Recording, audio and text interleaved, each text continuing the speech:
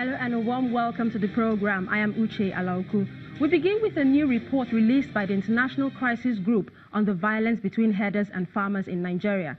The report by the non-governmental organization working to prevent war says that the conflict has now claimed 6 times more lives than the Boko Haram insurgency, further stating that more than 1,300 people have been killed in clashes in Nigeria's Middle Belt since January, and 300,000 people have so far been displaced. The report says that the conflict stems from wider issues, including climate change and the expansion of farmland. But it says the escalation of violence in 2018 is due to the growing number of ethnic militias with illegal weapons. It also blames the failure of the government to prosecute perpetrators and the introduction of anti-grazing laws, which are widely opposed by herdsmen. The report also warns that the conflict has dangerous religious and ethnic dimensions because the herders are mainly Muslims and the farmers tend to be Christians.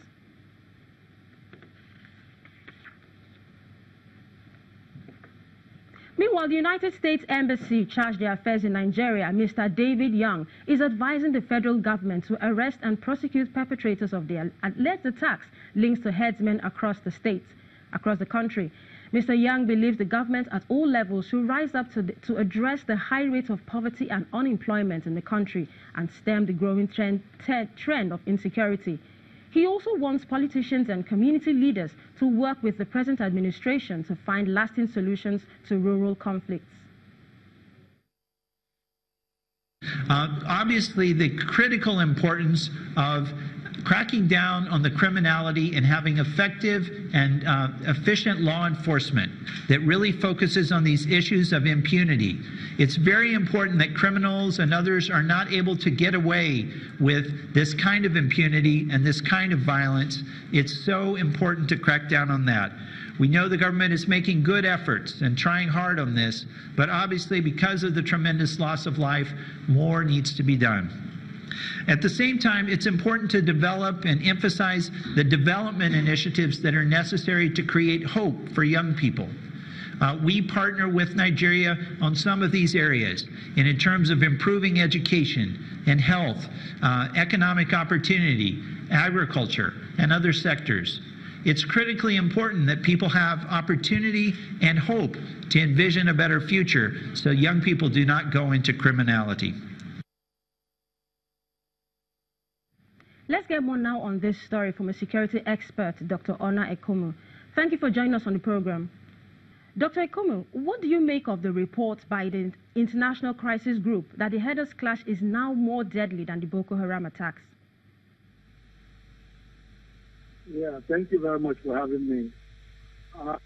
We have a very serious problem here because Boko Haram had racketed up about 30,000 deaths since 2009 when they went on the jihadi phase up till now. Now, the herders' crisis has been around for quite a while, at least since 2001 that I can remember from Plateau State. Now, the body count has only started piling up in very large numbers more recently, within the last 2-3 years.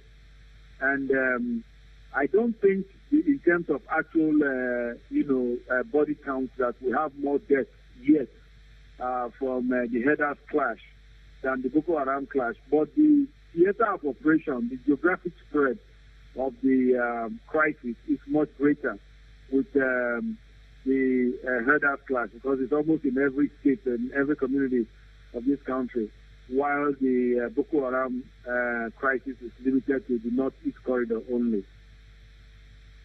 And how do you expect the government to react to this report?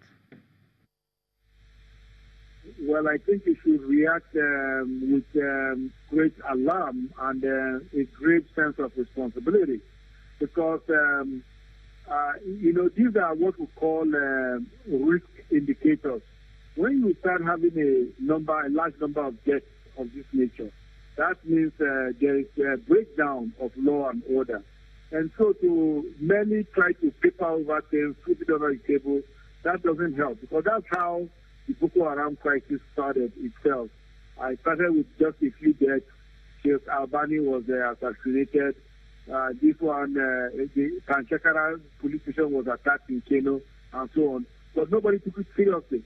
Now, when Boko Haram members were killed on June 11, 2009, 17 of them were killed by the police. Nobody also took it seriously. And that's what led us to this jihadi phase that we are in now. So I think the headers crisis deserves very grave and serious consideration from the government.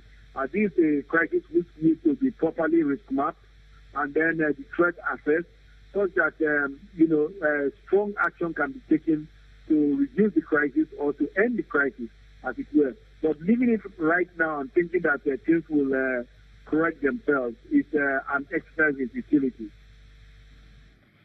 Doctor, this fight against Boko Haram insurgency has certainly stretched our security forces in many ways. Now, do you think the country needs aid to prosecute this war further?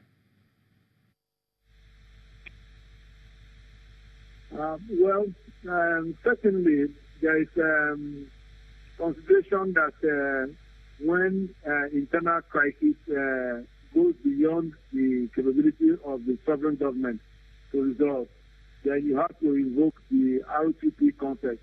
That is responsibility to protect.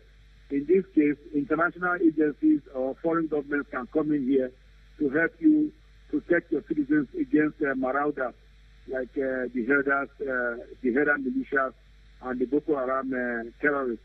Now, having said that, I think that this is still well within the capabilities of the government of Nigeria to control the level of violence.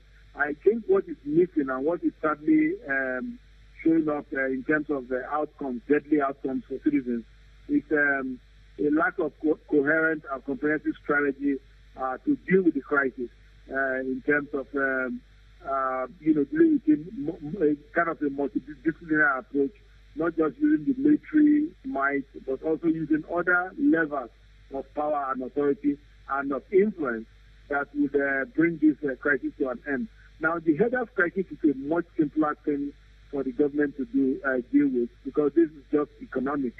The Boko Haram crisis is a tougher nut because that is ideologically based and it's based on religion, which is a very sensitive topic in this country. Security expert Dr. Ona Ekume, thank you so much for your contribution on the program.